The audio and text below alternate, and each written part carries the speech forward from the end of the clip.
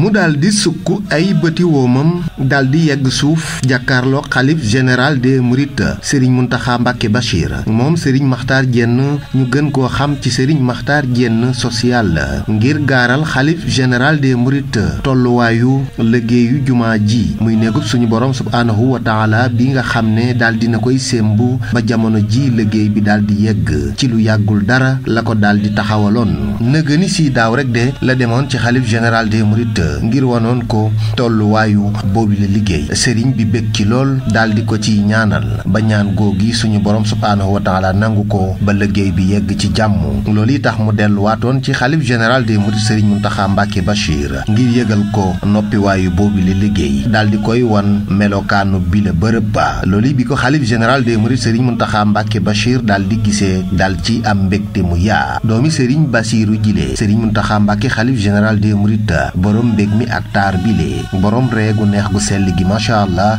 daldi bég lool ci jëf ji nga xam ne Serigne Makhtar Diène social daldi na koy jëfal suñu borom subhaanahu wa taala waaye daldi koy def ci dëkk bu sell bi di Touba jëfal ko Serigne Touba looli Serigne Mountakha Mbacké Bachir bég ci lool waaye daldi yéemu lool ci taaruwaayu bërëb bii yéemu it lool ci pasteef ak pas-pas bi nga xam ne Serigne Makhtar Diène daldi na ko ci wane ba nga xam ne liggéey bi bam ko dooree ak léegi ci diir bu gàtt la mu daldi noppi jëf ji yépp Serigne Makhtar Diène daldi jëf gisu ci dara lu dul suñu borom subhaanahu wa taala gisu ci dara lu dul ku tedd ki Serigne Touba ba tax na mu daldi koy jël liggéey boobu jébbal ko ki ko fi nekkal muy xalif général des mourides Serigne Mountakha Mbacké Bachir daldi jëlaat ndigal jox ko Serigne Makhtar Diène ngir ñu wéyal lépp loo xam ne l'islam santaane na ko ci bërëb boobilee loolu mi ngi am samedi ci ñaar fukki fan ak juróom benn ci weeru mars atum 2022 ji ñu nekk ñuy am yaakaar ne